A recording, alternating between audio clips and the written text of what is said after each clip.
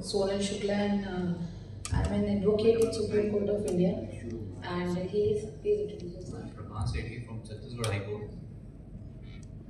कि कुछ डीलर्स हमारे पास एक ग्रीवियंस लेकर के आते हैं जिसमें उनका ये कहना था कि जेसीबी के मालिक तक ये बात नहीं पहुंच पाती और उसके कुछ एम्प्लॉयज़ हैं जो उन्हें बहुत ही लुब्रिकेंट ऑफ़र देते हैं, डीलरशिप का ऑफ़र चाहता है, इतनी बड़ी ब्रांड होती है, पेपर में ऐड देख करके डीलर्स उन तक पहुँचते हैं और पहुँचने के बाद वो एक लंबी अमाउंट, मतलब जिन डीलर्स की शिकायत है उनके 50-50 करोड़ रुपए जैसी अमाउंट उन्होंने इसमें इन्वॉल्व कर दी। इनके अपने क्लॉज हैं। पहले तो ऐसा होना नहीं चाहिए कि अगर किसी की इतने बड़ा अमाउंट कमर्शियली लग रहा है तो कम से कम उस एग्रीमेंट का टेन्योर मिनिमम 5 इयर्स होना चाहिए, बट इनकी कंपनी की अपनी पॉलिसी के अकॉर्डिंग 1 साल का इन्होंने डीलर्स को बोला है कि हम 1 साल का एग्रीमेंट आपको करके देंगे।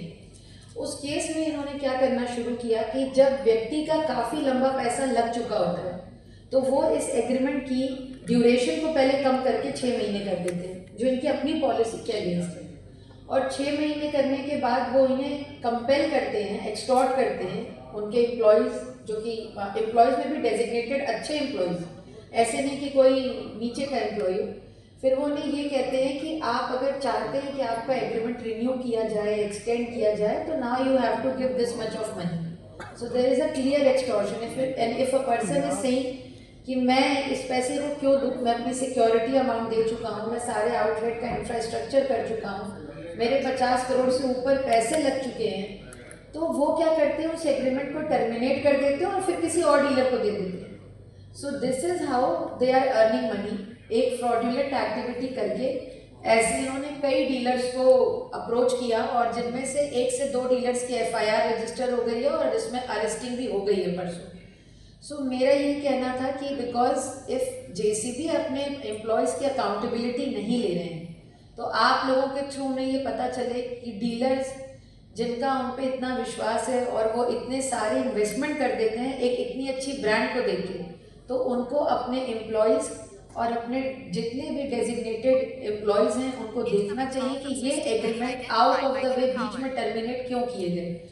आपने किसी को 11 एजेंसीज दी एक स्टेट के अंडर, 11 एजेंसीज में आप भी सोच सकते हैं कि एक आउटलेट बनाने में कितना खर्चा उस डीलर का आया होगा, और आज आपने उसके 11 के 11 आउटलेट टर्मिनेट कर दिए हैं विदाउट एनी रीज़न क्या था कि दे वर ब्लैकमेलिंग कि either you give us some extra money in my pocket तो मैं ये एग्रीमेंट एक्सटेंड करूंगा, अदरवाइज मैं नहीं करूंगा। तो इसकी अकाउंटेबिलिटी कंपनी को लेनी पड़ेगी।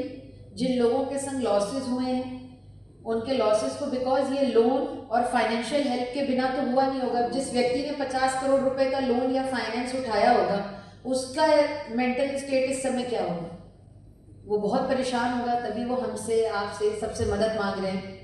तो आई थिंक अगर हम इस बात को जेसीबी की ओनर्स तक पहुंचा सकें बेटर है। हम लीगल फाइट तो करेंगे ही, but if it is there so तो पहली इन्वेस्टिगेशन तो जेसीबी को अपने ही अंडर में अपने एम्प्लॉयज़ के लिए करनी चाहिए। They are accountable for each and every action of their employees, they should. और जो FIRs हुई हैं, अरेस्टिंग हुई हैं, उनसे वो अवेयर हैं, तो उनको अब तक तो डीलर्स को कम्युनिकेट कर लेना चाहिए था। Rest let's see. एक्सपर्ट जो चालू हुआ था, हमने एक रिटन कंप्लेन दी थी थाने में, स्टेशन हाउस हेड जो रहता है उनको। उसके अलावा हमने SP को भी कंप्लेन दी, जब वहाँ से कोई कार्रवाई नहीं हुई।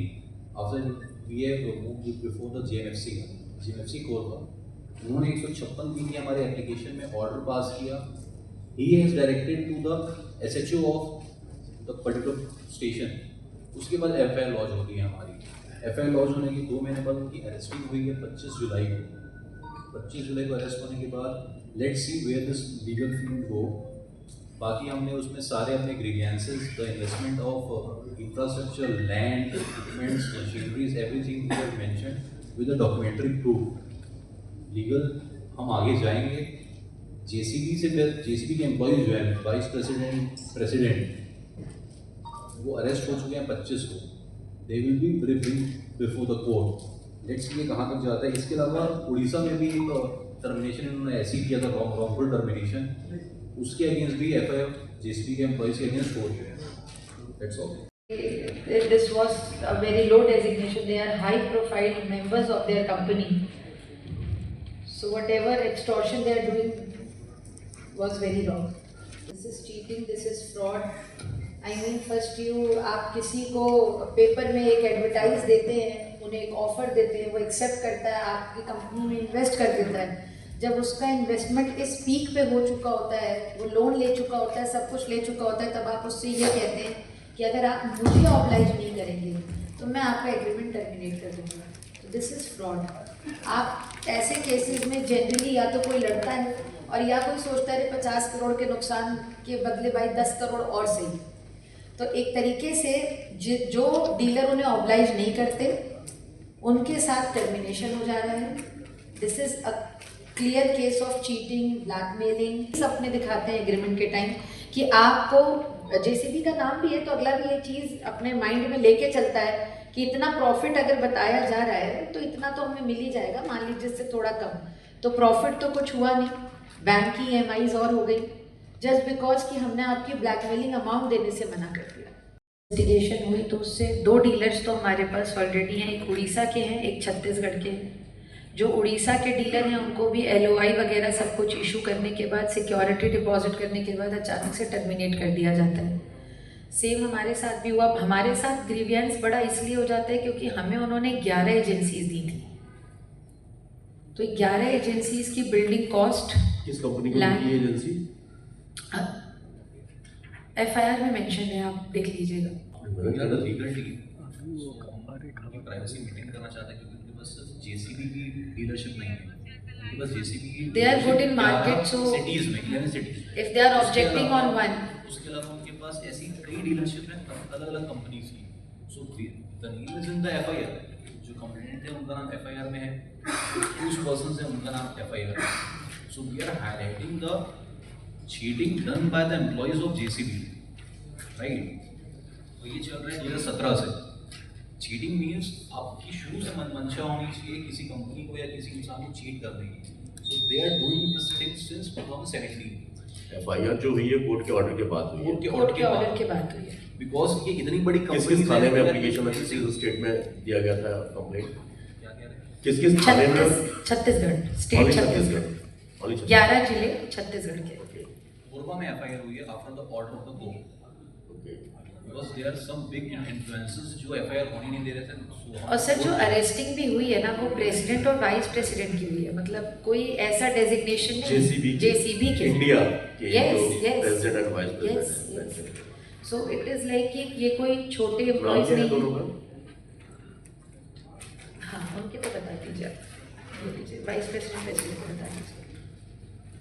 सबसे बड़ा तो इस कंपनी के एक क्लॉज में भी डिफॉल्ट है। इतनी बड़ी कमर्शियल जहाँ पे डीलर्स इन्वेस्ट करते हों वहाँ पे 1 साल का एग्रीमेंट होना और उसे रिन्यू करते रहना, ये प्रॉमिस भी थोड़ा सा वेग प्रॉमिस है। मतलब अगर आप लेमैन में समझें और आप एक होटल भी लीज करने जाएंगे आज की डेट में और आप उसमें अगर इतना बड़ा करोड़ों का निवेश करेंगे तो आप भी उनसे कहेंगे कि मिनिमम मुझे 5 साल के लिए आप लीज आउट करिए। Agreement clause speaks about the tenure of 1 year. उसमें एक सब क्लॉज है that it will be renewed after 1 year. लेकिन 2021 से ये होता है वो 6 महीने के लिए एक्सटेंड करते हैं against their own policy, against their own clause. After that 2023 में वो 2 महीने के लिए एक्सटेंड करते हैं। Things get started from there. उसके बाद वो मनी एक्सटॉर्ट करना फर्स्ट एग्रीमेंट किस ईयर में हुआ था? 2017-18 में। Actually what is the thing कि जब आप किसी के एग्रीमेंट का टेन्योर अचानक से 6 महीने कर दो और उसका इतना पैसा लगा हो तो मेंटली ये सोचने लगता है कि why this has happened to us. Of course he will come to you then कि सर मेरा एग्रीमेंट कब कैसे बना दिया इस बार आपने।